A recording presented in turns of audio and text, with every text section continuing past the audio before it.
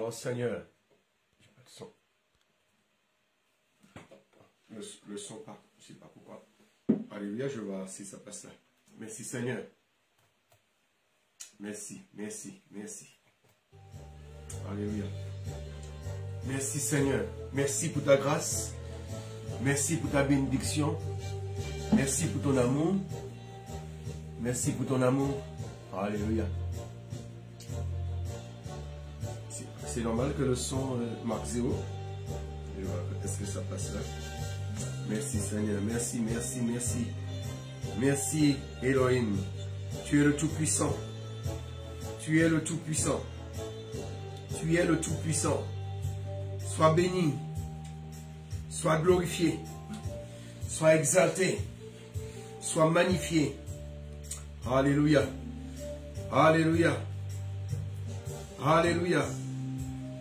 Alléluia. Alléluia. Oh, sois béni, sois béni, sois béni. Sois béni. Sois béni. Alléluia. Merci Seigneur. Merci Seigneur.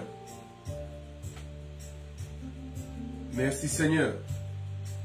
Gloria la shai break and shake it Lord. He break and shake it Lord. Come back and shake it. J'ai pas de son.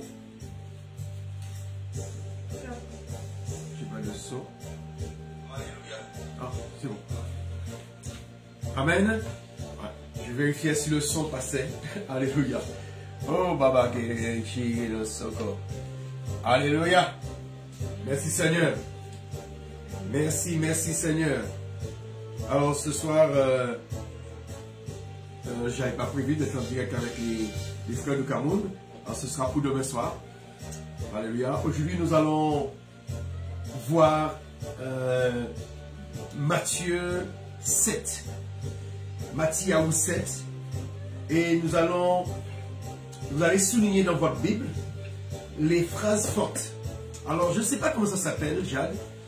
Dans les médias, lorsqu'on écoute une interview d'un politique, qu'est-ce qui se passe? On prend les phrases comme ça, les punch comment? Punchline. Est-ce que tu peux m'écrire au tableau punchline? Là, écris pour moi punchline au tableau. Nous allons dans quoi? Pour moi les punchlines. Et nous allons voir les punchlines qu'il y a dans Matthieu 7. Matthieu 7, c'est là qu'il y a des voilà, je pense que Yeshua a été filmé et puis punch. Voilà. Et ça signifie le punch, line, ça veut dire light, ça veut dire quoi hein? Ça veut dire ça signifie quoi line? En tant que bilingue professionnel, je sais pas. Mais cherche pour moi sur Internet. Comme ça, on va voir les punchlines qu'il y a dans Matthieu. Et on va le signer dans notre Bible. Matthieu 7. Parce que il y a certaines paroles là, je pense avec la susceptibilité des chrétiens d'aujourd'hui, c'est là qu'on voit quels sont les disciples du Seigneur. Il y a plein qui seraient vexés. Alléluia. Le Seigneur, là, il parle à ses disciples. Il leur dit, ne jugez pas afin que vous ne soyez pas jugés. Ligne. Bah oui, c'était logique. Ligne. Quoi? Ligne. Ligne? Oui. Ça signifie quoi? Bah coup de poing. Attends, mais en gros, le mot... Oui. Punchline, ça signifie? Coup de poing, genre... Quoi? Coup de poing. Mais oui. Punch. Le punch. Alors, nous allons voir les coups de poing du Seigneur. Amen. La main droite du Seigneur. Amen. Alors, nous allons chanter cela. Yeshua Mashiach et après, nous allons entrer. Amashiach, le lion Yehuda, le roi des rois. Yeshua et Amashiach, le lion Yehuda, le roi des rois. Yeshua, Amashiach, le lion Yehuda, le roi des rois. Yeshua Amashia, le lion Yehuda, le roi des rois. God can shine us. Que le Seigneur puisse nous bénir au travers de sa parole. Nous allons voir dans Matthieu 7, Matthieu 7, la punchline de Yeshua. Alléluia. Yeshua avait des paroles fortes. Et on pouvait dire qu'il ne prêche pas, qu'il n'enseigne pas comme les autres. Alléluia. Il n'enseigne pas comme les scribes et les pharisiens. Ce qu'il disait marquait. Et lui, il ne mettait pas sa langue dans sa poche. Alléluia. Alléluia. Amen. Alléluia. Amen. Amen, amen. Le lion de Yehuda. C'est parce qu'il est le lion de Yehuda. Il pouvait parler à la tribu de Yehuda en leur disant les 4 vérités. Amen. Et aujourd'hui, nous avons besoin de retrouver cette punchline dans l'évangile. Alléluia. De dire la vérité.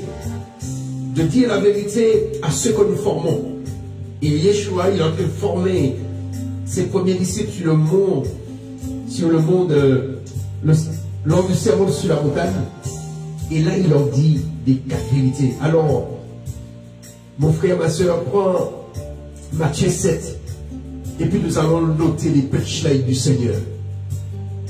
Alléluia, il n'y a pas que les hommes politiques qui ont des punchlines. Le Seigneur Yeshua avait des punchlines. Et ces punchlines,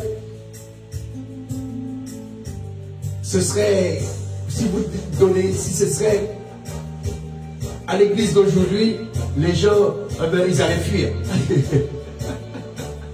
Ils allaient fuir parce qu'ils allaient se sentir jugés. Ils allaient se sentir critiqués. Amen. Oh, Baba, qui est là. Alléluia. Alléluia. Merci Seigneur. Merci Yeshua. Nous allons voir ta punchline. Alléluia. Le Seigneur, il avait de la punchline. Alléluia. Amen. Alors nous allons prendre Matthieu 7. Nous allons lire tout le chapitre. Mais à chaque punchline, nous allons nous arrêter. Amen. Soyez bénis. À chaque punchline, nous allons nous arrêter. Chaque parole que vous trouvez qui est marquante, nous allons nous arrêter. Amen. Alors vous allez souligner dans votre Bible. Est-ce qu'il y a prends le jaune pour moi, s'il te plaît. Merci. Amen. Alors je baisser la musique.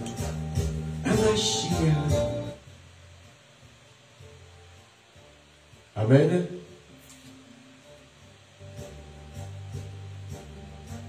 Amen. Alors, prenons Matthieu. Matthieu 7. Alors, que dit le premier verset?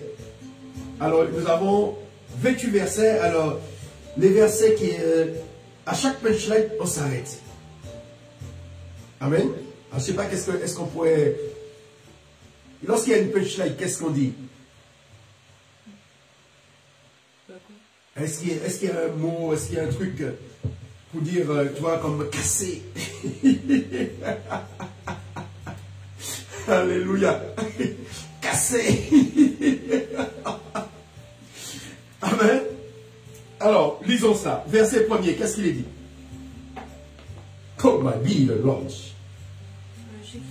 Matthieu 7, verset 1er. Lisez assez fort pour que nos amis... Ne portez de jugement contre personne.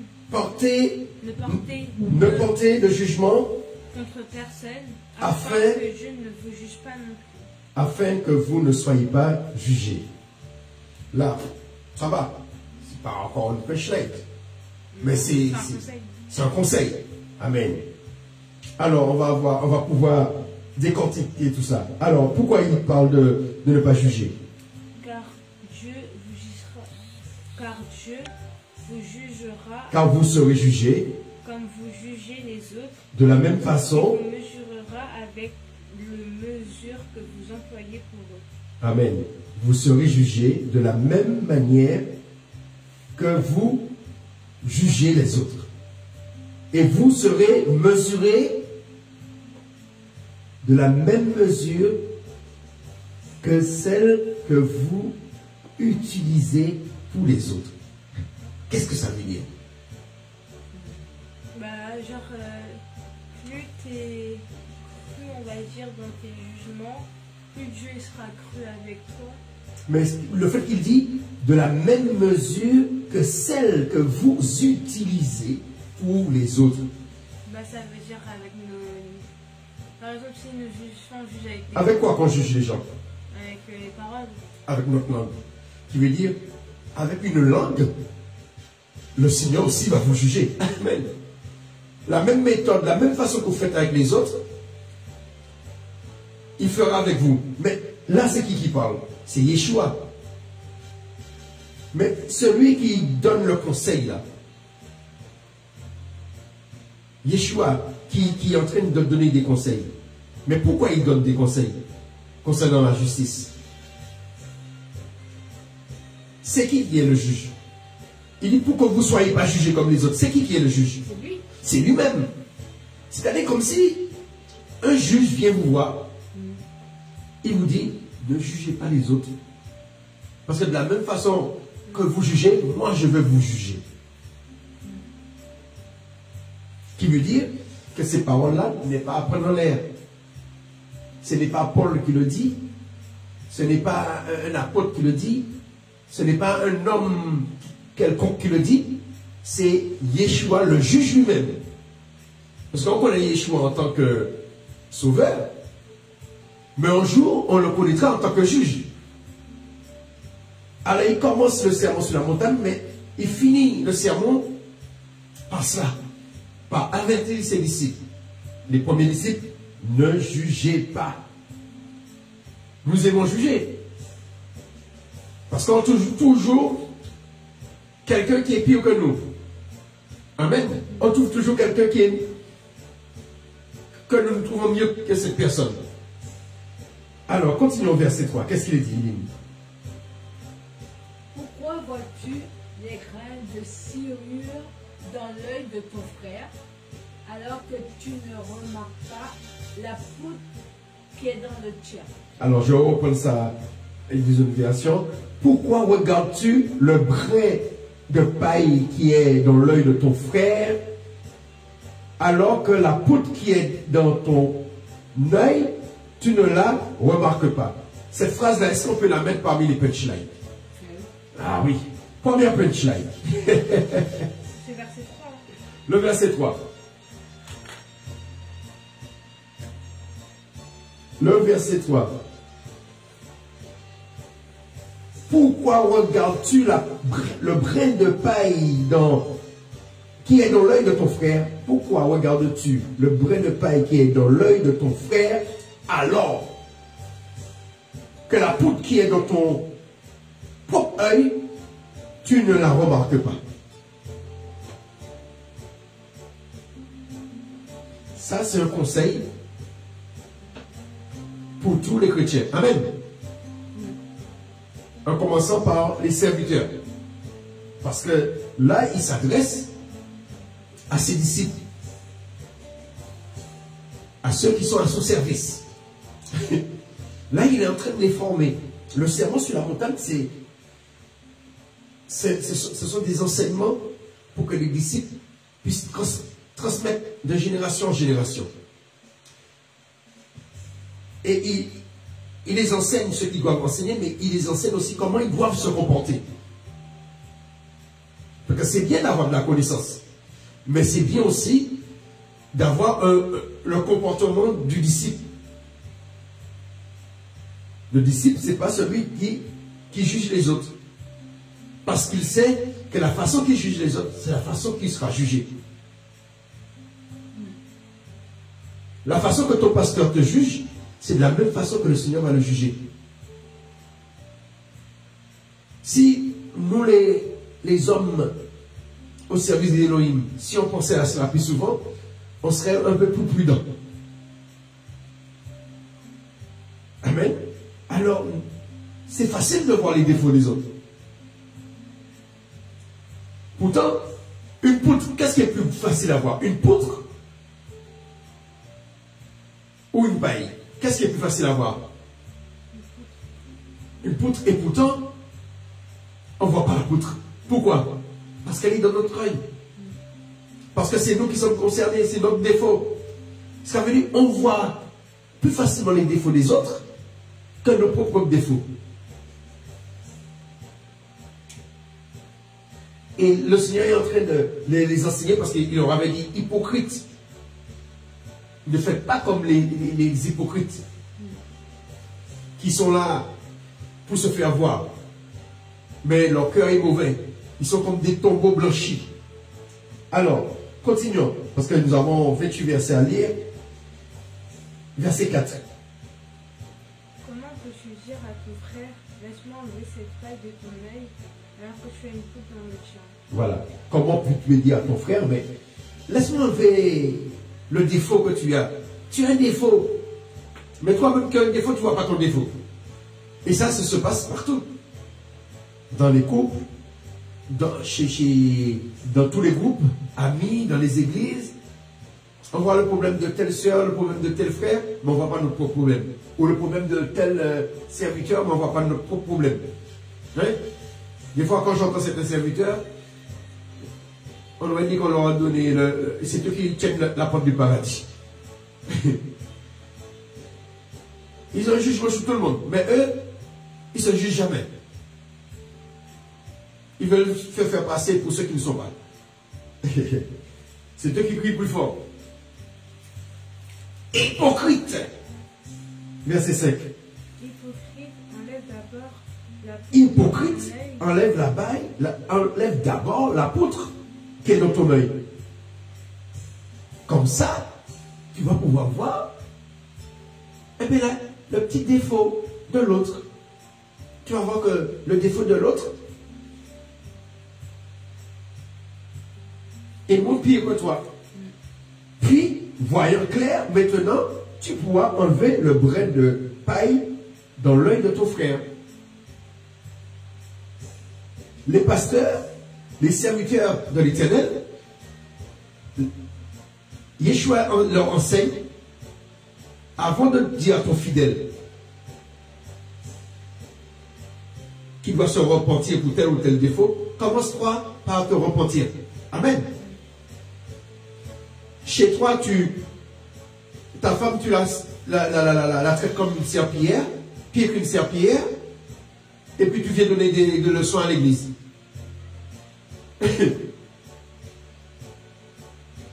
Mais le Seigneur te dit, règle ton problème. Qu'est-ce qu'il a dit? Qu'est-ce que Paul disait pour ceux qui enseignent? Qu'ils soient des modèles chez eux, qu'ils éduquent bien leurs enfants. Ils veulent redresser les églises, ils veulent redresser les fidèles, mais ils commencent par eux. Ne soyons pas des hypocrites. Hypocrite, ça veut dire quoi? Ne faisons pas semblant. Arrêtez de faire l'acteur. L'acteur qui prie, l'acteur qui prêche.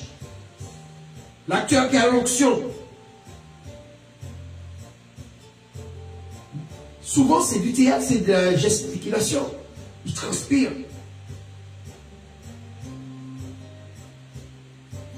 Comment tu peux apporter un évangile d'amour à l'église et tu donnes de la haine dans ton foyer?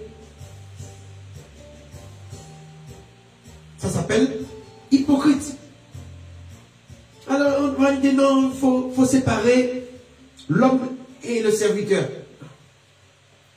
Si on a l'esprit de Dieu, on est appelé à être conduit par l'esprit de Dieu. Alléluia. Si on a l'esprit d'Élohim, le Saint-Esprit, on est appelé à être conduit par l'esprit d'Élohim. Si à l'église, tu parles soi-disant par l'esprit et que tu ne mets pas en pratique dans la vie de tous les jours, ça veut dire qu'à l'église, tu fais du théâtre. Ça veut dire à l'église, tu fais l'hypocrite. Et Yeshua, avant d'envoyer les disciples, parce que cet enseignement-là, c'est avant de les appeler, avant de les envoyer dans le champ, avant de les envoyer moissonner, il leur explique de ne pas être hypocrite, de ne pas aller vers les gens, juger les gens. Et que vous-même, vous ne vous jugez pas vous-même. Ce qu'il dit, ne jugez pas afin de ne pas être jugé. De la même mesure que vous mesurez les autres, moi, qui suis le juge, je vais vous mesurer parce que je vois dans le secret. Comment tu peux dire à l'autre, enlève la paille qui est dans son œil et que tu n'enlèves pas la poudre qui est dans ton œil? Les chrétiens, si vous balancez ça dans un culte, je pense que tous les chrétiens vont se sentir, ils vont se sentir concernés, ils vont dire, mais tu es en train de les envoyer des flèches, des pics. Alléluia. Je vois que je vérifie si j'ai le son parce que.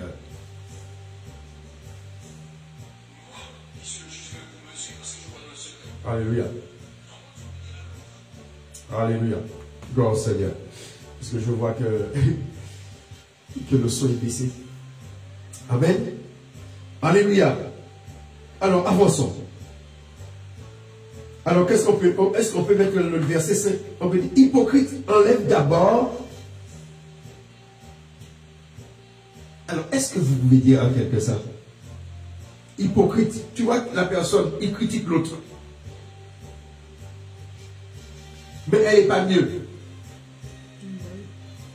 Est-ce qu'aujourd'hui, on peut dire à un frère hypocrite, arrête de faire semblant? Mais le frère sera vexé. Mais c'est un bon conseil qu'il va lui donner. Enlève d'abord la paille, la poutre de ton œil. Comme ça, tu pourras juger l'autre. Amen. Alors, premier punchline, c'est d'enlever la poutre dans ton œil avant la paille dans l'œil de l'autre. Amen. Ça, c'est le premier. Tu peux noter pour moi, Jadou. Enlever la poutre avant la paille dans l'œil de l'autre. Je peux remettre verset 3. Allez, vas-y, vas-y. Sinon, je mets verset 3. Moi, tu mets verset 3, 3 à 5. Oui. Tu mets œil. Enlève. Tu mets enlève. Enlève la poutre de ton œil. Enlève la poutre. Voilà. Tu mets juste enlève la poutre.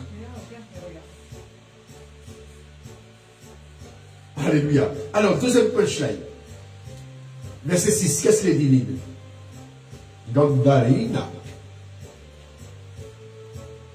Alors, gardez-vous de donner aux chiens ce qui est sacré et ne jetez pas vos perles devant les porcs, de peur qu'ils piétinent vos perles et que les chiens se retournent contre vous pour vous déchirer. Amen.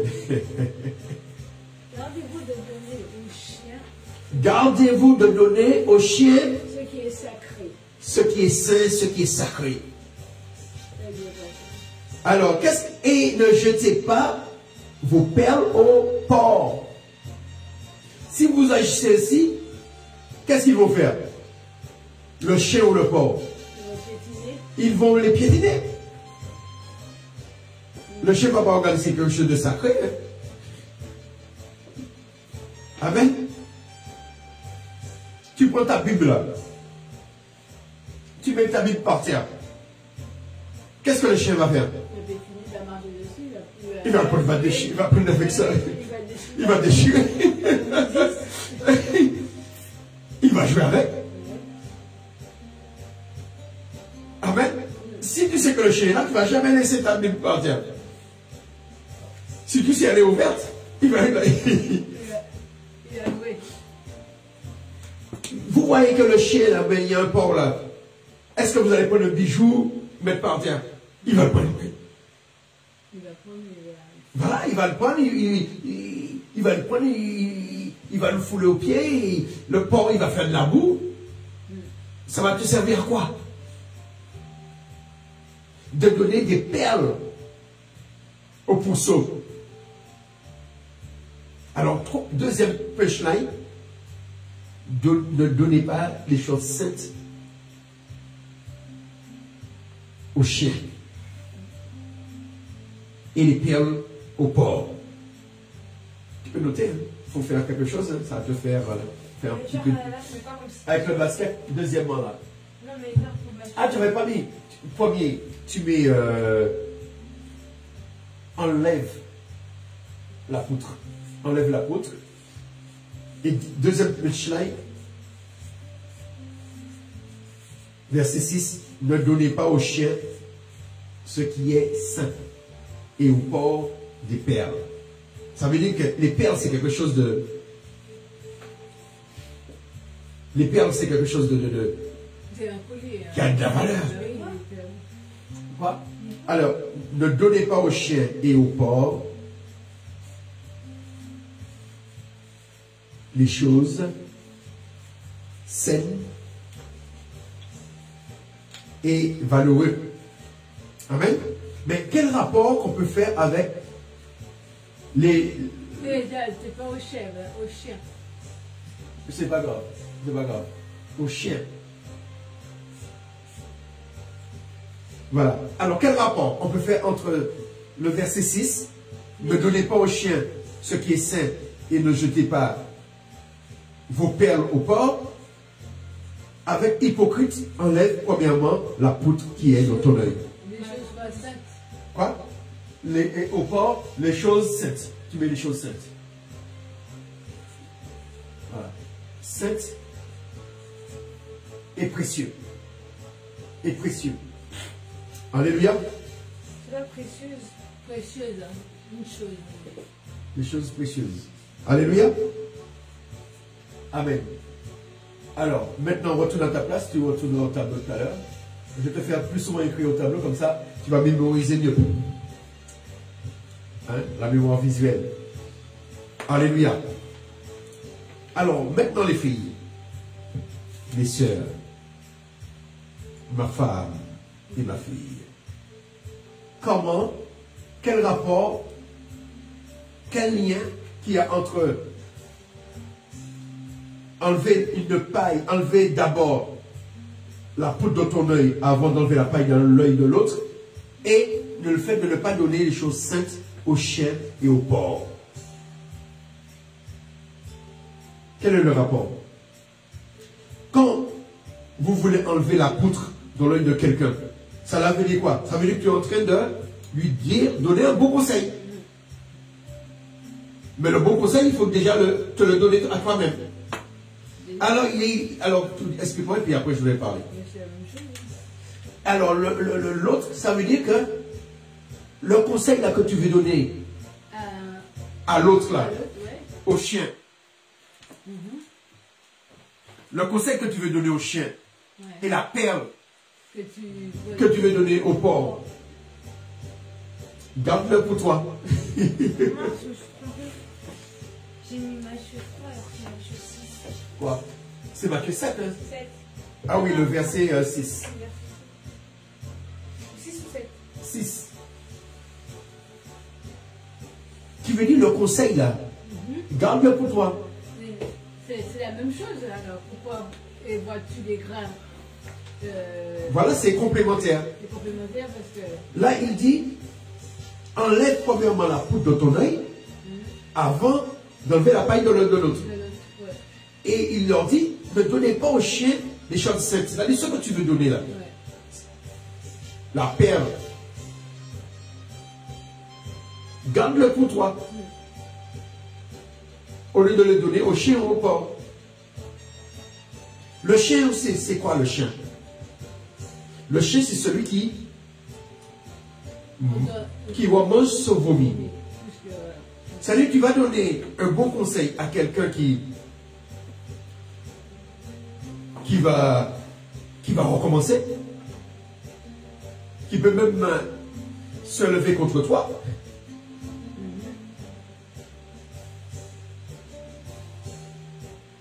Au lieu de regarder ton conseil pour toi. Si tu as enlevé la poutre dans ton œil, à ce moment-là, tu peux donner un conseil à l'autre. Amen. Mais tu ne vas pas donner un conseil, et puis toi-même, Tu n'es pas mieux.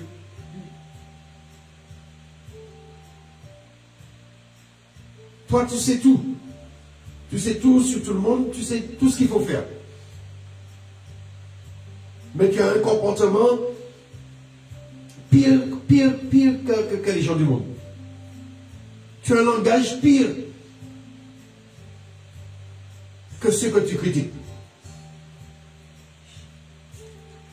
Amen. Alors, le premier rapprochement, ça veut dire que les conseils t'appellent dans le toi. Parce que celui que tu vas lui donner, le porc représente quoi? C'est l'animal impur. Le chien aussi. Parce que les deux ne ruminent pas. Parce que pour qu'un animal soit pur, il faut qu'il rumine. Amen. Et qu'il faut qu'il ait les pieds fendus. Le porc, ses pieds sont fendus. Le chien, ses pieds ne sont pas fendus. Le chien est encore plus impur que le porc. Alléluia. Amen. Alors, garde tes conseils pour toi parce que la personne que tu vas vouloir donner des conseils, il va la rejeter. Elle va la rejeter. Amen. Alors, verset 7. Alors, on peut souligner, hein, ne donnez pas aux chiens.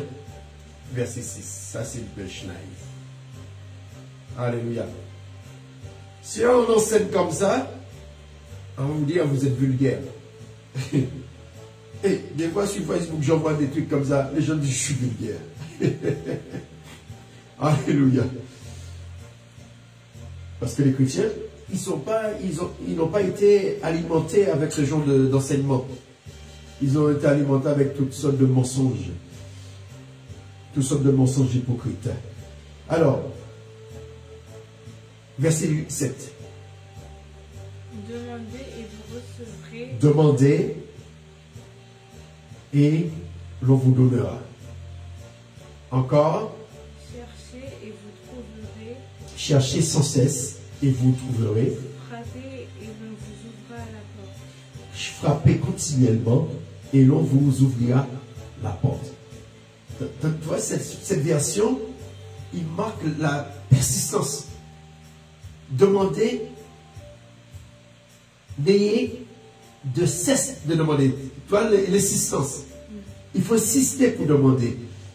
Il faut insister quand tu cherches. Et il faut aussi insister quand tu frappes. Et l'on vous ouvrira la porte. Alors, on peut se demander, mais quel rapport avec le texte avant? Alors, on va voir, est-ce qu'il y a... Parce que c'est un bon conseil, mais est-ce qu'il y a un rapport avec les mots d'avant ou les mots d'après? Alors, lisons après, qu'est-ce qu'il est dit?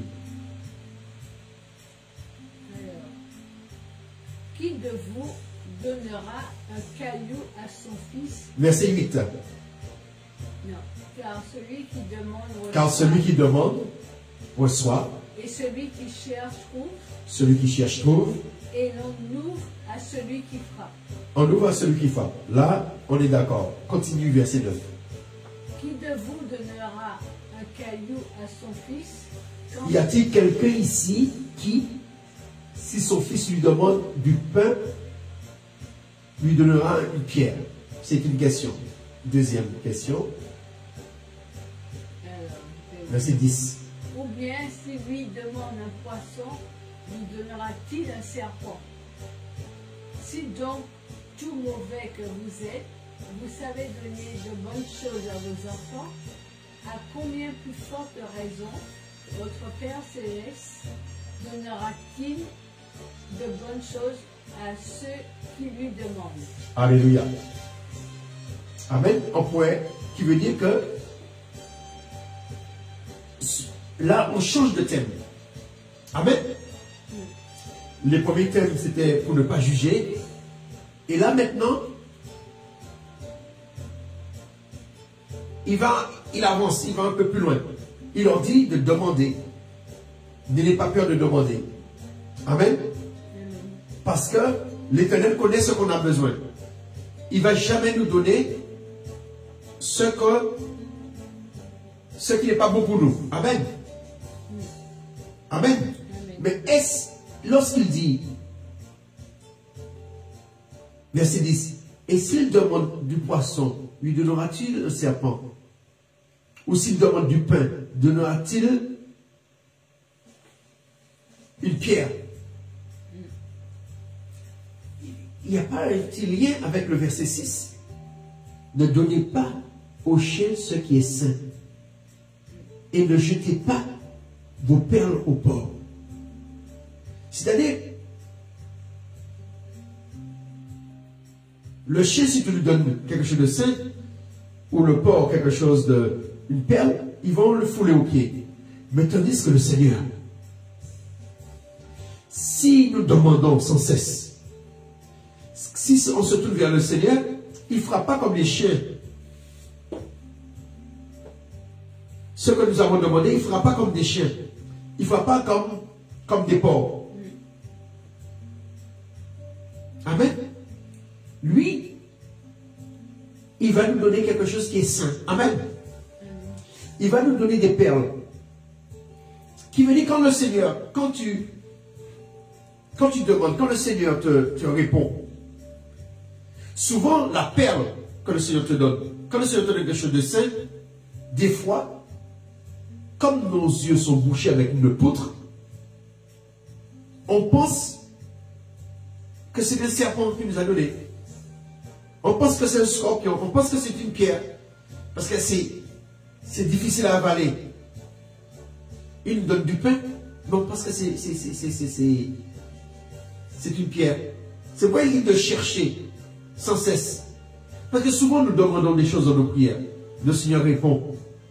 Nous avons cherché, il nous répond. Mais dans notre tête, c'est pas comme ça on fait les choses.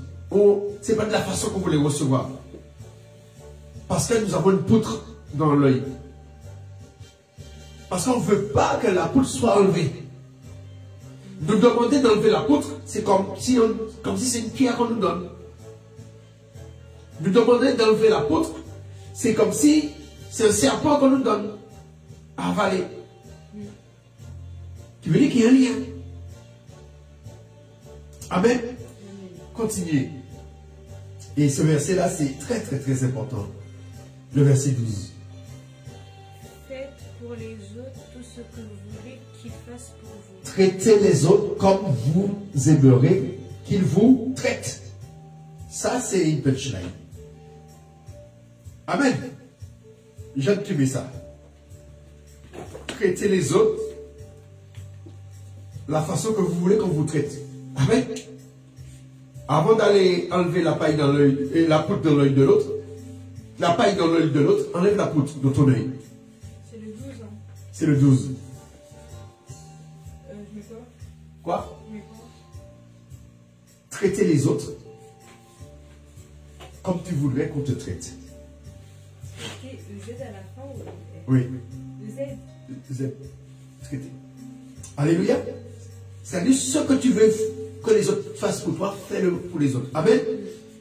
Comme tu voudrais. Voilà. Et lisez-moi ce résumé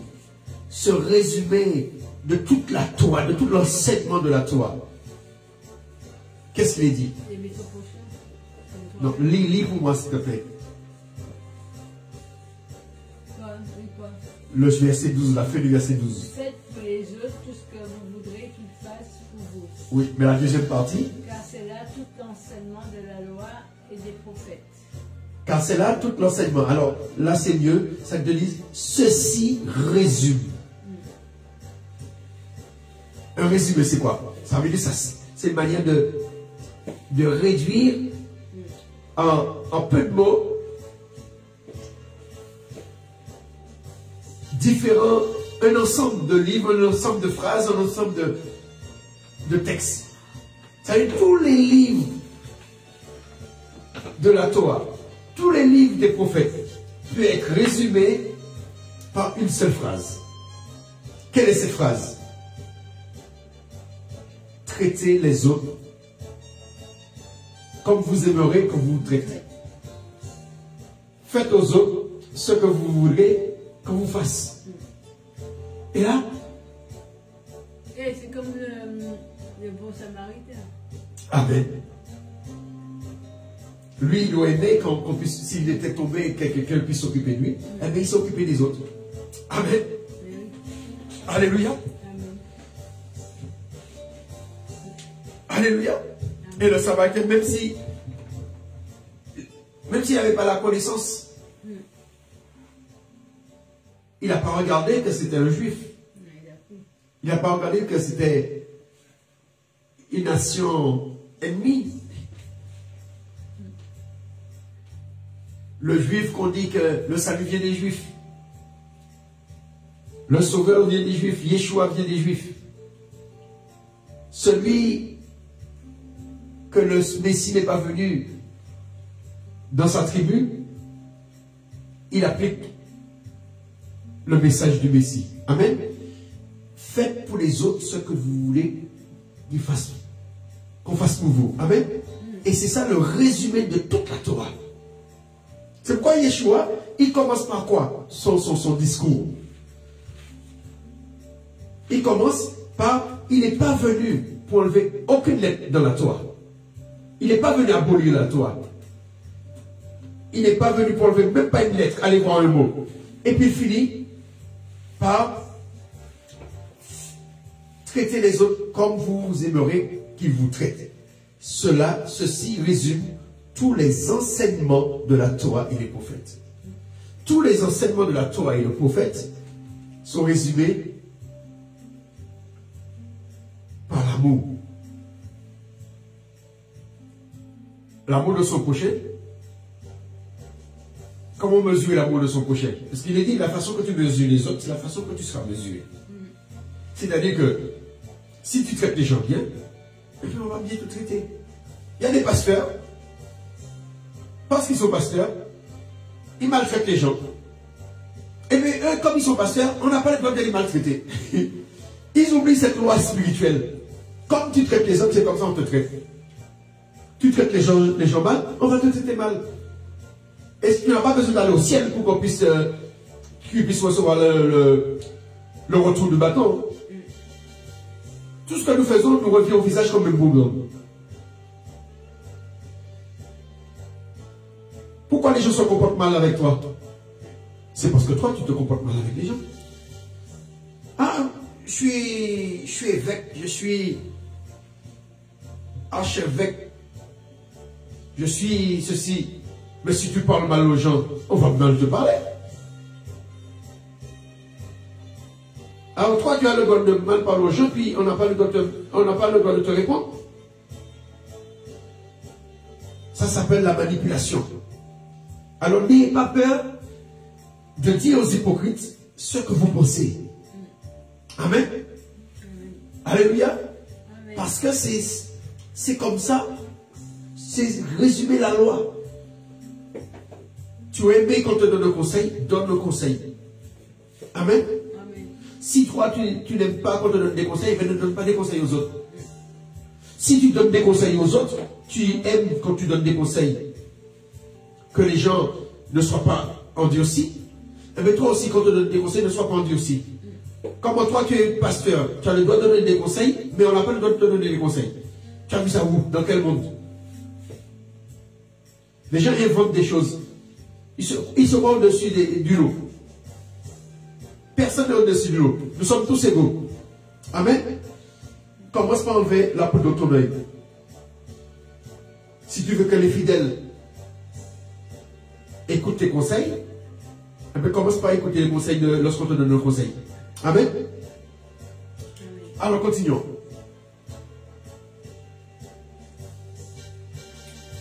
Verset 13.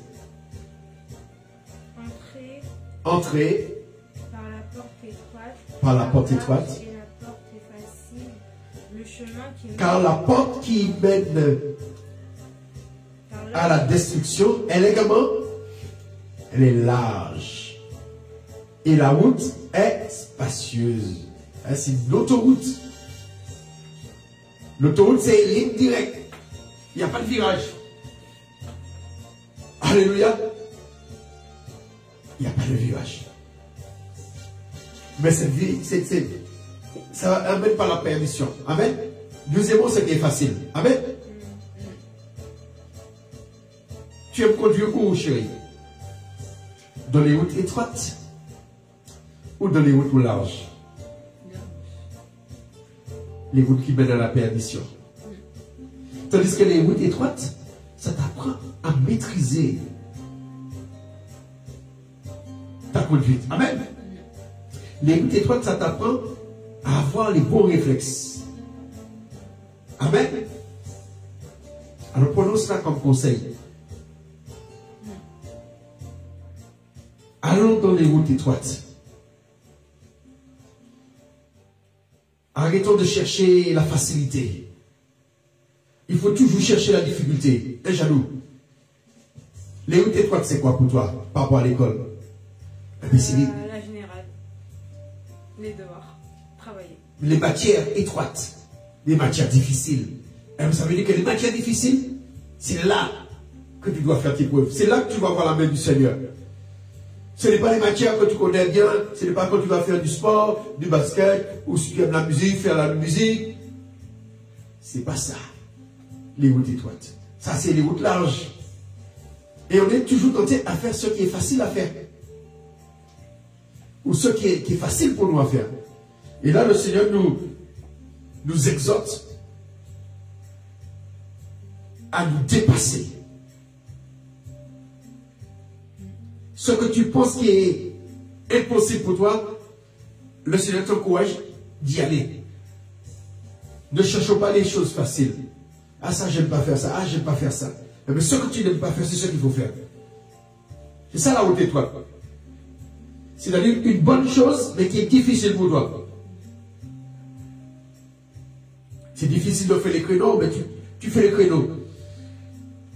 Parce que souvent, c'est ça. J'aime pas les maths, mais je fais pas. Non, il faut faire. C'est ça.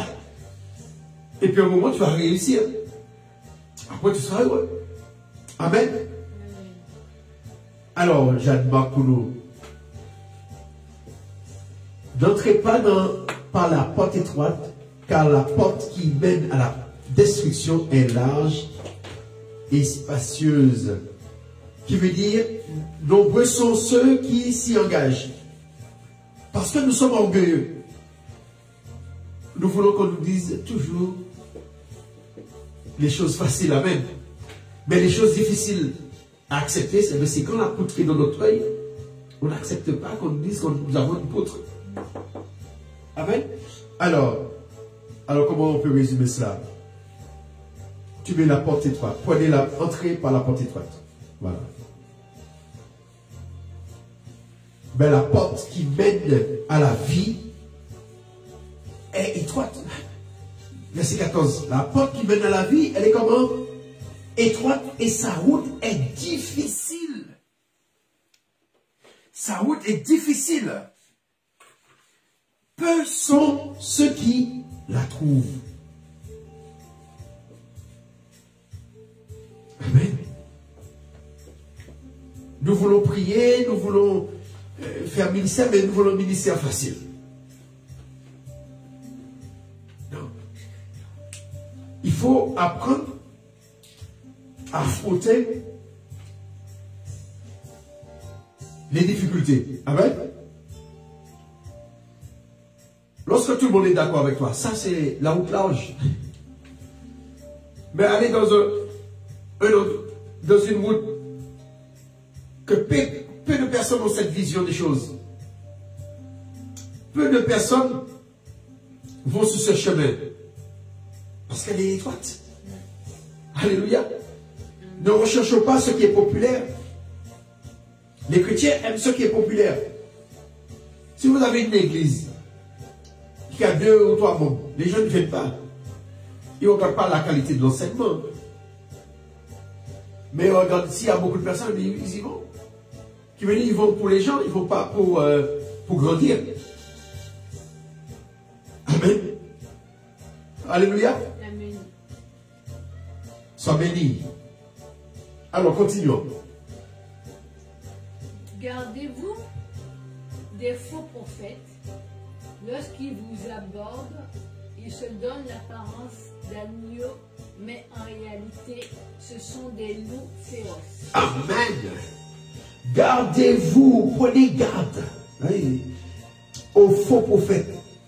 Ils prennent quoi? Ils viennent avec. Ils viennent à vous déguisés en habit d'agneau.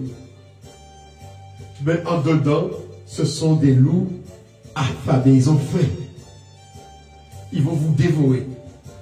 Et beaucoup de pasteurs sont des loups déguisés en peau d'agneau. Beaucoup de pasteurs, ils sont là pour vous dévorer, dévorer votre argent, dévorer votre famille, dévorer votre foyer. Beaucoup sont jaloux. Ils sont là pour se servir de vous. Ils sont là pour que vous sucez comme un vampire, pour que vous puissiez leur ramener de la richesse. Qu'est-ce que le Seigneur dit? Est-ce qu'il nous dit, si c'est le seul qui est là, le seul pasteur, le seul prophète qui est dans la ville, est-ce qu'il faut continuer à fréquenter cette personne? Non. Prenez garde aux faux prophètes. Et à qui il s'adresse là? À ses disciples. Qui veut dire, au milieu de vous là, prenez garde. Prophète, ça veut dire celui qui parle par l'esprit, le voyant. Prenez garde à ceux qui disent, ils voient le Saint-Esprit m'a dit. Le Saint-Esprit, le Saint-Esprit. Et souvent, il nous cite des versets, mais il dit dans Matthieu, ça dit quelque chose, mais il ne vous cite pas le verset. Il vous donne la référence. Mais demandez-le de citer le verset pour voir est-ce que ce qu'ils disent a un rapport avec ce qu'ils disent. Alléluia. Alors, Jeanne-Marc. Alors, on a 1, 2, 3, 4, 5. Alors, c'est quoi? Prenez garde aux faux prophètes. Prenez garde. Tu peux noter? Prenez garde. Ou si tu veux. Oh. Comment dire, les déguisés, comment on appelle les gens qui sont déguisés? Prenez garde aux déguisés, aux pasteurs déguisés, aux prophètes déguisés, aux serviteurs déguisés. Voilà. Prenez garde aux serviteurs déguisés.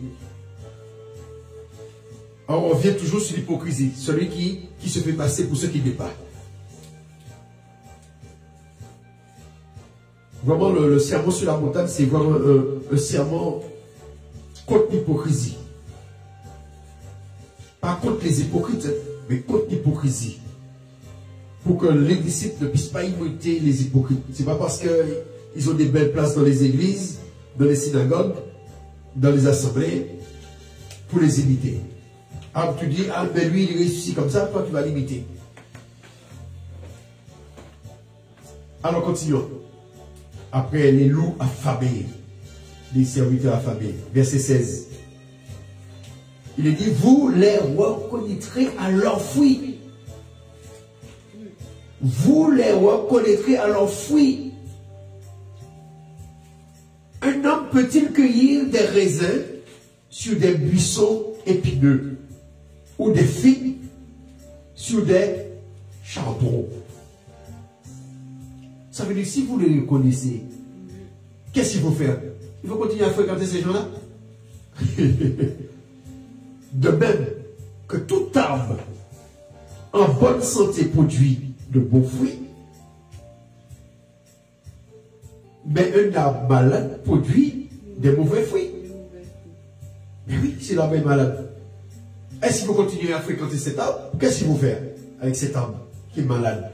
Un arbre en bonne santé ne peut pas porter de mauvais fruits. Un pasteur en mauvaise santé spirituelle ne peut pas porter de bons fruits. Un prophète en mauvaise santé spirituelle ne peut pas porter de bons fruits. Amen. Si le prophète porte des mauvais fruits, il n'est pas un bon prophète. Le prophète doit commencer à prophétiser pour lui-même. Il ne peut pas venir dire telle ou telle chose et puis dans sa vie ça ne va pas.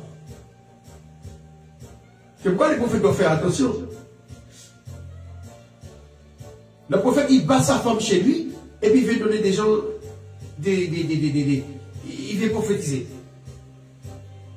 Mais il bat sa femme.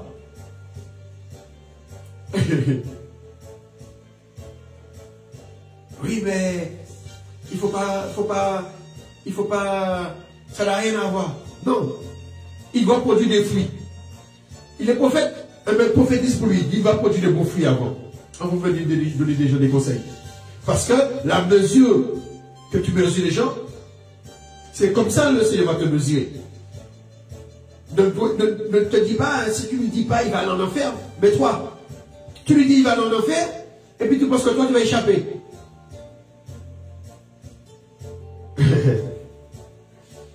Sortons du théâtre. Sortons des rôles d'acteurs. Le Seigneur ne veut pas que nous soyons des acteurs. Il ne veut pas que nous fassions semblant. Ça, c'est le sermon sur la montagne, c'est la base du christianisme. La base de la philosophie du Christ. Amen. Ça, c'est pas la base de la philosophie de Luther ou de Constantin. Non, ça, c'est la base de la philosophie du Christ. Là, nous sommes à un niveau supérieur qu'une seule foi, une seule Bible, une seule écriture. Là, on est un niveau au-dessus. Le Seigneur, il s'en fout avec une seule Bible, il s'en fout qu'une seule foi, etc. Il s'en fout d'une seule grâce, etc. Là, on est au niveau... Là, on est en terminale. Vous voyez, cet enseignement, il le donne dès le début. Hein. Parce que pour le Seigneur, c'est du lait. C'est du biberon. Mais pour les chrétiens aujourd'hui, ça, c'est des pierres. Alors, vous les reconnaîtrez. Amen. Tout arbre, verset 19, qui ne produit pas de bons fruits, qu'est-ce qu'on fait? On les coupe et jette au feu. Tout prophète qui ne produit pas de bons fruits, qu'est-ce qu'on fait? On le coupe et on le jette au feu. Tout pasteur qui ne produit pas de bons fruits, quels que soient les conseils qu'il donne, qu'est-ce qu'on fait? On le coupe et on le jette au feu. Amen. Et si donc, c'est à leurs fruits que vous les reconnaîtrez. C'est-à-dire les hypocrites. Et le Seigneur est en train d'enseigner à ses disciples de ne pas être hypocrite. Avant de donner les conseils aux autres, commence par toi-même. Amen. Amen.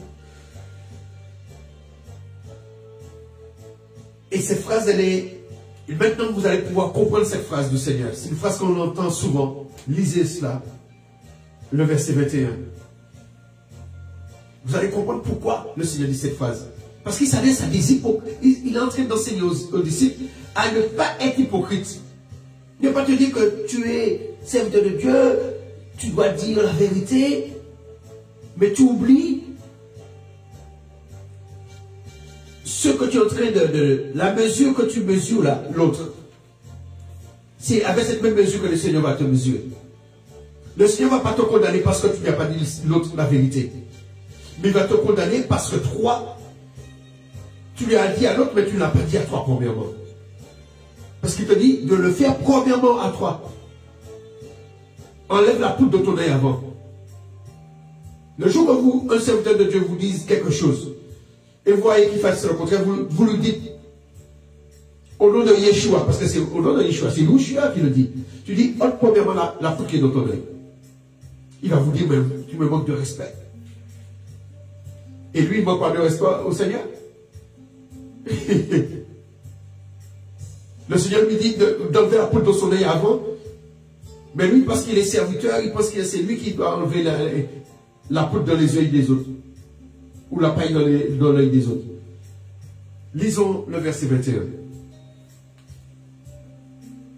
Pour entrer dans le royaume des cieux, il ne suffit pas de me dire « Seigneur, Seigneur », il faut accomplir la volonté de mon Père céleste. Amen. Alors je lis cette version. Ce ne sont pas seulement ceux qui me disent Seigneur, Seigneur ou Adonai, Adonai. Adonai, je te loue. Adonai, oh tu es merveilleux. Alléluia. Oh Seigneur, oh, sans toi je ne suis rien. Parce que ceux qui disent Seigneur, Seigneur, ce sont ceux dont il parle qui sont dans les synagogues à prier. Ils aiment se montrer à prier. Ils aiment se montrer qui chassent les démons. Ils aiment se montrer qui prophétisent. Ils aiment se montrer avec leur Bible dans leurs mains. Comme s'ils n'ont pas honte de l'évangile. Mais ces gens-là sont des hypocrites. La Bible, c'est pas dans ta main. Il faut que les gens voient la Bible. La Bible, elle n'est rien. Ce sont les paroles qui sont écrites là-dedans. Et ces paroles, elles doivent être où? Elles doivent être dans ton cœur. Et quand tu la mets en pratique, ça donne le fruit. Si ce que tu enseignes ne produit pas de fruit sur toi, tais-toi. Parce que tu es un hypocrite, parce que tu es en train de te descendre. Tu es en train d'attirer un jugement sur toi. Plus que tu vas vouloir faire, plus que tu vas attirer de la malédiction sur toi. Plus que le Seigneur va te juger. Alléluia. Amen. Ce ne sont pas tous ceux. Hein, il n'a pas dit tous ceux qui disent Seigneur. Ce ne sont pas tous ceux. Ça veut dire qu'il ne faut pas mettre tout le monde dans le sac. Mais il y a une partie de ceux qui disent Seigneur, Seigneur. Les ravettes l'église, les ravettes non. Nous pas pour... Attends, non, je reprends le verset 21 avant. Seigneur, Seigneur, qui entreront dans le royaume des cieux. Hein? Le royaume des cieux, c'est ce que Yeshua est venu prêcher, est venu nous enseigner et que nous devons continuer à enseigner. Mais seulement, on peut dire, mais tous ceux qui croient en Dieu vont entrer. Non, seulement. Celui qui dit Seigneur, Seigneur, il croit. Même s'il croit, même s'il a la foi ne suffit pas. Mais il faut les œuvres. Amen. Mais seulement ceux qui font la volonté de mon Père qui est dans les cieux. Alors la grâce, elle est où là? Tu dis Seigneur, Seigneur, mais tu ne fais pas la volonté. Tu as besoin de la grâce. Mais la grâce, elle est où? La grâce du Seigneur est passée où là? Et puis il n'y aura pas de grâce pour ces gens-là. Il n'y aura pas de faveur pour ces gens-là. L'Éternel n'a pas fait faveur à Israël. Il n'a pas fait grâce à Israël. L'Éternel a dit à Israël, si vous allez vers les idoles, pendant 4 générations, vos enfants seront maudits pendant 4 générations. Pendant 4 générations, ils ont été chassés d'Israël. Amen. C'est une alliance. Si on ne respecte pas l'alliance, et les paroles du sermon sur la montagne, ce sont les paroles de l'alliance. C'est ça, la nouvelle alliance. Une alliance, c'est un contrat. Et bien le contrat là, avec le Seigneur, entre nous et le Seigneur, c'est Matthieu. C'est le sermon sur la montagne. Le contrat, ce n'est pas les lettres de Paul, ce n'est pas les lettres de Jean. Non. Le contrat, ce sont les paroles du Seigneur. Quand l'Éternel a fait alliance avec Israël, Moïse a écrit un livre, le livre de l'alliance. Et après, ils ont fait un pacte. Et le Seigneur, avant d'envoyer ses disciples, avant de choisir les 12, il leur donne le sermon sur la montagne. C'est le pacte. C'est sur ces paroles qui décident de servir le Seigneur ou pas. C'est-à-dire que s'ils veulent servir le Seigneur, il faut qu'ils soient prêts à mettre en pratique cette profession de foi. Amen. Alléluia. Amen. Alors, et ça c'est terrible. Qu'est-ce qu'il est dit au verset 22? En ce jour-là, beaucoup, parce que beaucoup vont suivre la voie facile. Prêcher et puis vivre comme ils veulent. Prêcher et n'avoir aucun respect pour les autres. Prêcher et se sentir supérieur des autres. Prêcher, mais très orgueilleux. Prêcher, mais ils veulent avoir les premières places. Si vous les invitez, s'ils viennent dans votre église, il faut que vous les mettez à l'honneur.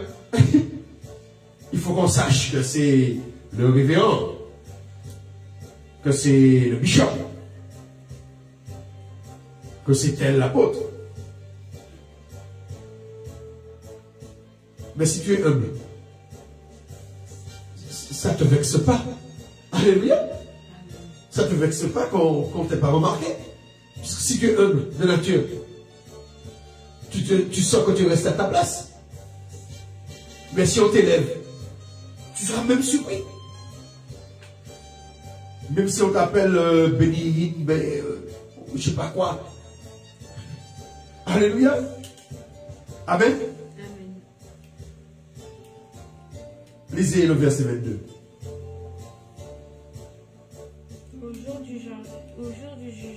Au jour du jugement, beaucoup me diront, Seigneur, Seigneur, Seigneur, c'est en ton nom que nous avons été prophètes. N'avons-nous pas prophétisé en ton nom? Première question, continue. C'est en ton nom que nous avons chassé des esprits mauvais. N'avons-nous pas chassé des démons en ton nom? C'est en ton nom que nous avons accompli de nombreux miracles. Ne le sais-tu pas? N'avons-nous pas fait des miracles en ton nom? Trois questions sur la prophétie, chasser les démons et faire des miracles. Et qu'est-ce que le Seigneur répond? Alors je leur déclarerai. Alors je leur dirai en face, les yeux dans les yeux. Je ne vous ai jamais connu. Je ne vous ai jamais connu. Allez-vous-en loin de moi, vous qui commettez le mal.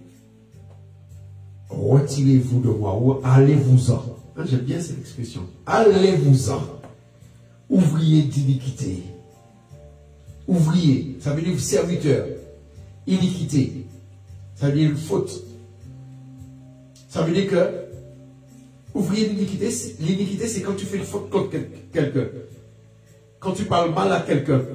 Quand tu blesses les gens. Quand tu ne respectes pas les gens.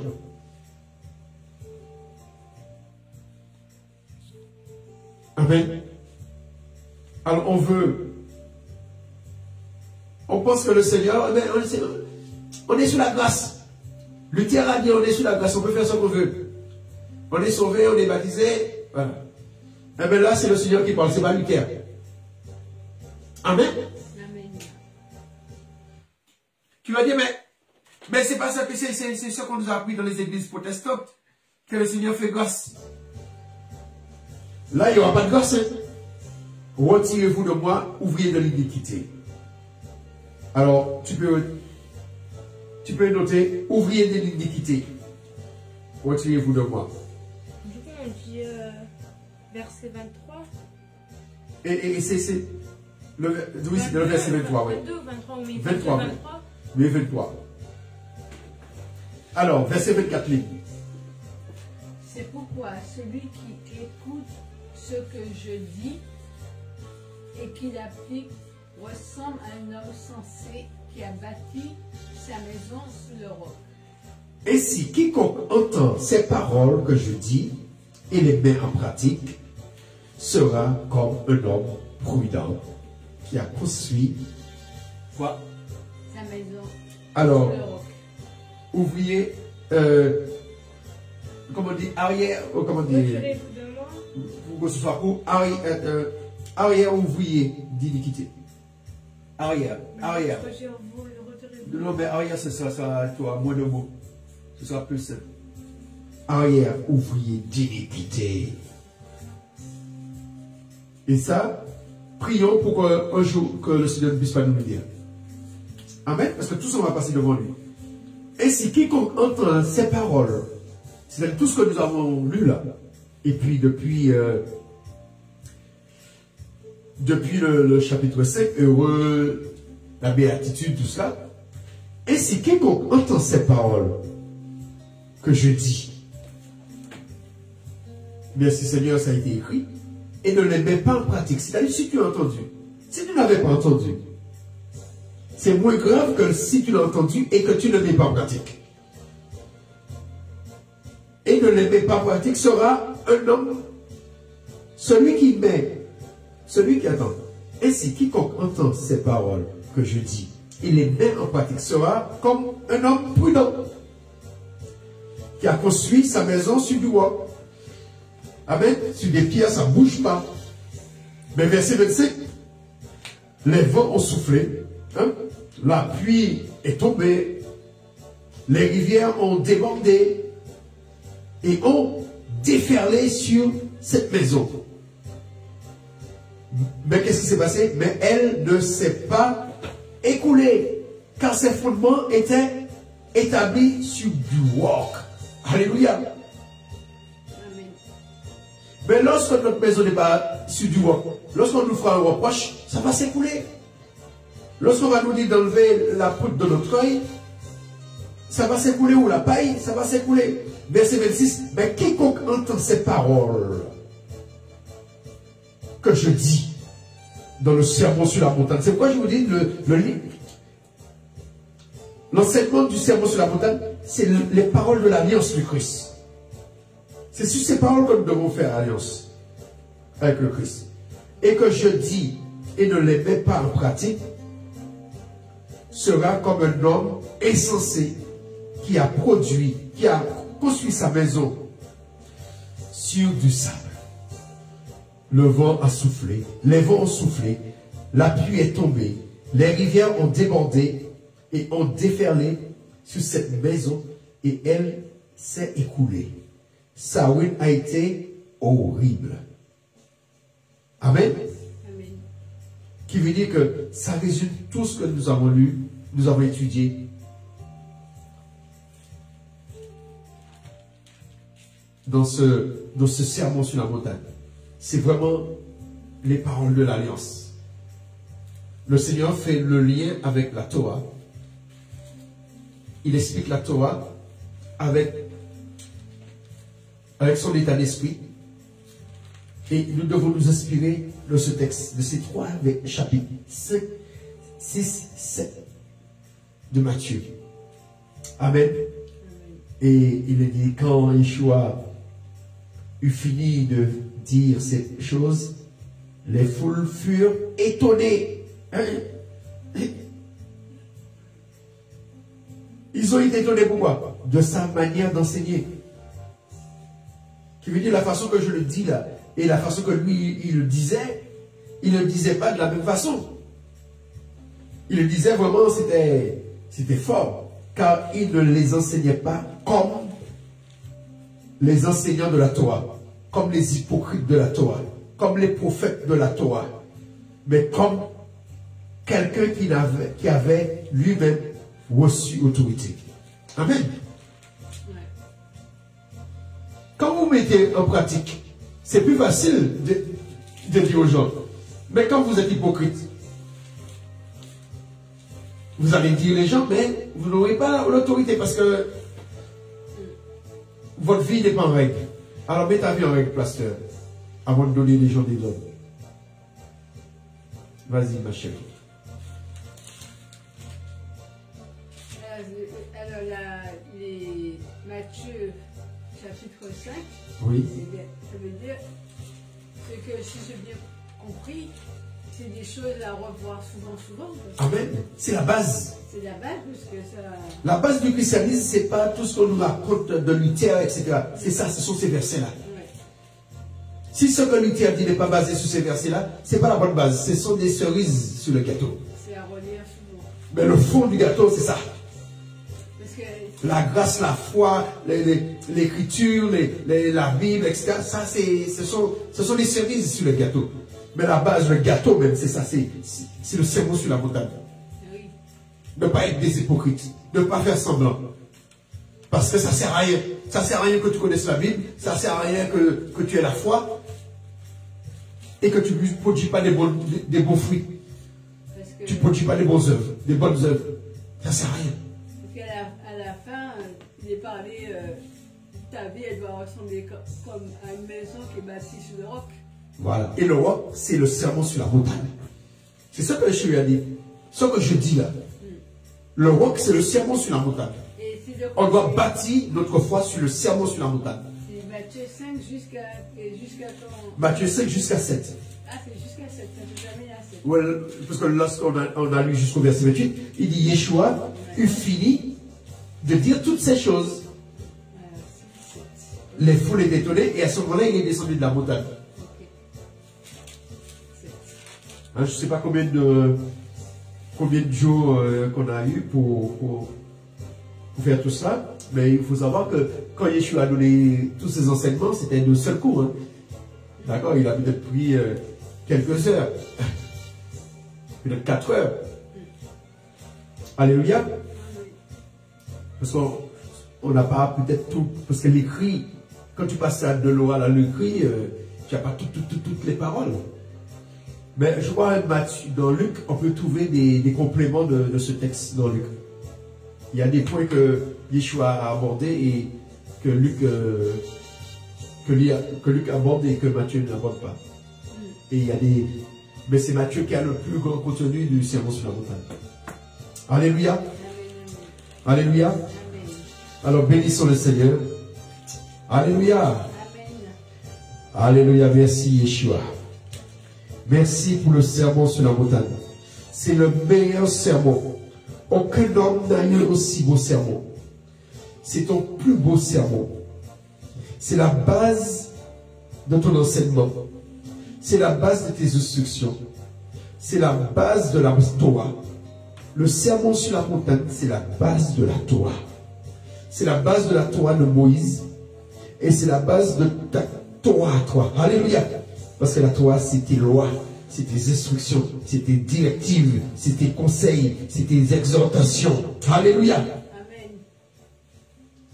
C'est la meilleure formation. Le sermon sur la montagne. Alléluia. Amen. La meilleure formation pour devenir un vrai disciple de Yeshua. Amen. Cette formation, elle est meilleure que toutes les formations que nous puissions avoir dans les plus grandes écoles bibliques. Si on n'enseigne pas le sermon sur la montagne, ces enseignements sont en dessous de cela que le Seigneur veut nous conduire. Alléluia. Amen. Alléluia. Alors tous les jours, chaque année, reméditons, chaque mois, reméditons sur les paroles du sermon sur la montagne. C'est ces paroles qui nous scellent en tant que serviteurs ou servants du Seigneur. Parce que nous pouvons croire, nous pouvons être des enfants du Seigneur. Mais si nous voulons servir le Seigneur, c'est sur ces paroles que nous devons faire alliance. Ce n'est pas sur la théologie ou les professeurs de foi protestants ou catholiques ou orthodoxes. La profession de foi de Yeshua, du vrai disciple de Yeshua, c'est sur les paroles du sermon sur la montagne. Amen. Et de même que Moïse, il monta sur la montagne et le Seigneur lui donna les paroles de l'alliance. Sur le sermon de la montagne, pareil, le Seigneur donne les paroles de l'alliance. Les paroles de la nouvelle alliance. La nouvelle alliance n'est pas venue pour abolir la Torah. Il n'est pas venu pour faire de la Torah une ancienne alliance. Mais il est venu pour compléter l'alliance. Alléluia. Ce terme d'Ancien Testament ou de Nouveau Testament doit être banni de nos bouches. Parce que ce sont des termes de ceux qui ne prennent pas le sermon sur la montagne comme base. S'ils avaient pris le sermon sur la montagne comme base, ils n'allaient pas inventer ce terme Ancien Testament et Nouveau Testament. Ils auraient compris que la nouvelle alliance n'est pas ce que nous appelons le Nouveau Testament. Mais la nouvelle alliance, c'est le sermon sur la montagne. Alléluia. Amen. Le Seigneur n'a pas attendu d'être sur la croix pour donner les paroles de la nouvelle alliance. Avant d'appeler ses disciples, avant de les appeler à devenir apôtres, il leur a donné les paroles de l'alliance. Amen. Les paroles pour faire alliance avec lui. Amen. Les paroles pour faire alliance pour le servir, pour aller dans le service. Merci pour le sermon sur la montagne. Que le sermon sur la montagne nous serve vraiment d'alliance. Que nous puissions le garder dans notre cœur. Garder dans notre cœur et qu'on ne puisse jamais oublier. Afin que le pasteur, le prophète, qui dit n'importe quoi, sache qu'il sera jugé par ces paroles de l'alliance. Alléluia. Qu'il sera mesuré par ces paroles de l'alliance. Afin que personne ne soit étonné qu'un homme qui a servi, un homme qui a chassé des démons, un homme qui a fait des miracles, qui a ressuscité des morts, qui a même vu Yeshua en vision. Et le Seigneur lui dit, je ne vous ai jamais connu. Parce qu'il n'a pas respecté l'alliance. Il n'a pas respecté les paroles de l'alliance, alors le Seigneur aussi lui dira, je ne t'ai jamais connu. Alors respectons l'alliance. Ne nous perdons pas dans les lettres de Paul. Lisons le livre de l'alliance. Le sermon sur la montagne. Alléluia. Et tout ce que Paul dit, tout ce que Pierre dit, tout ce que n'importe quel texte de la Bible dit, il faut que ce soit basé sur le livre de l'alliance. Alléluia. Si c'est en contradiction avec le sermon, avec une seule phrase du sermon sur la montagne, il faut bannir cela. Même si c'est écrit dans un livre de la Bible. Il faut que ce soit basé sur les paroles du Seigneur. Tout ce que Paul dit doit être basé sur les paroles du Seigneur. S'il dit quelque chose qui n'est pas basé sur les paroles du Seigneur, il faut bannir. Est-ce que le Seigneur dit, je ne permets pas que la femme puisse prêcher? Non. Alors cela tu peux bannir, parce que le Seigneur ne l'a pas dit. Amen. Ce que le Seigneur n'a pas dit, nous ne devons pas accepter. Il faut que ce que le Seigneur ait dit, il faut que les apôtres disent la même chose. Si les apôtres disent quelque chose que le Seigneur n'a pas dit, il faut bâtir sur le sermon sur la montagne. C'est le sermon sur la montagne qui est le roc. Qui sont les paroles que nous devons bâtir notre foi. Amen. Amen.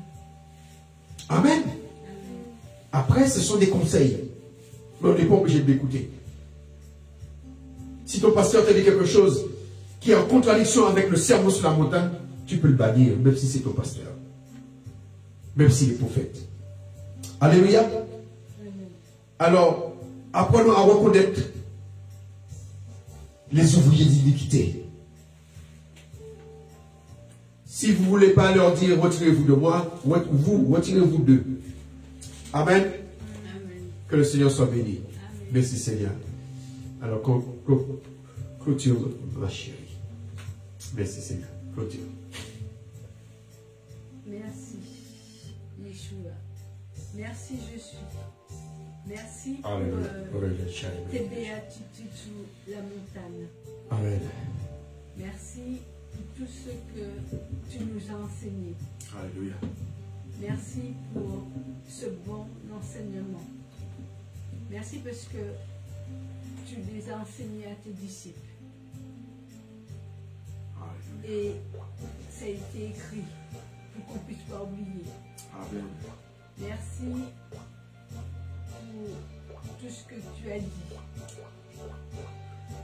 sur la montagne. Alléluia. Merci parce que tout ton enseignement finit par une phrase. Amen. Qui veut dire que notre maison doit être bâtie sur le roc. Alléluia. S'il pleut, qu'il vente, qu'il y ait des tremblements de terre, la maison elle doit rester sous le roc. Amen. Puisque si nous avons écouté ce que tu as dit, notre maison ne doit pas être ébranlée, Seigneur. Amen. Elle ne doit pas être ébranlée, elle doit être sous le roc. Amen. Merci que nos maisons soient sous les rocs, Seigneur. Que nos Amen. maisons soient sur des montagnes, Seigneur. Alléluia. Merci, Seigneur. Merci. Merci pour cet enseignement de ce soir. Amen. D'enlever la paille, la poudre de notre œil avant d'enlever à notre prochain, Seigneur. La paille dans l'œil de notre prochain. Alors, Seigneur, je te remercie pour tout ce que tu nous as enseigné. Mon oreille était ouverte, Seigneur. Alléluia. Mon oreille spirituelle était ouverte, Seigneur. Merci Alléluia. parce que c'est la base de la foi. Alléluia. Merci pour cette base de la foi, Seigneur. Quand tu dis que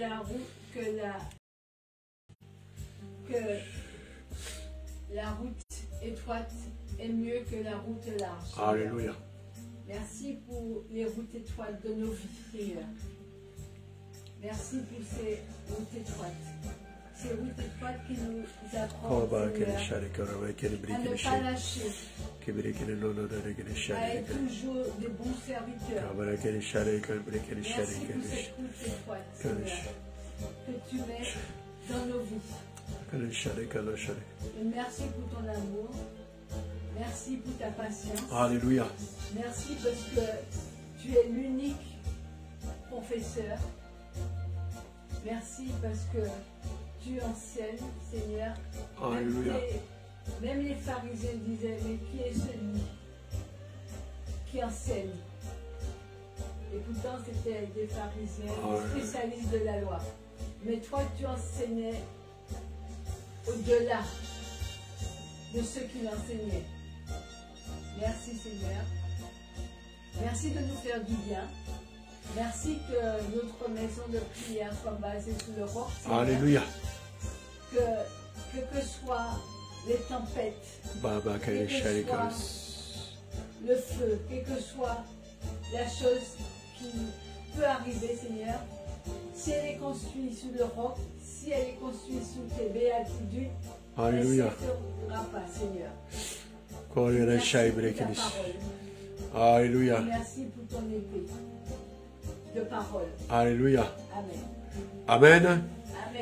Que le Seigneur soit béni. Amen. Que le Seigneur soit glorifié. Alors on vous laisse avec ces versets en fond de toile. Alléluia. Soyez bénis. Passez une bonne nuit. Que le Seigneur soit béni.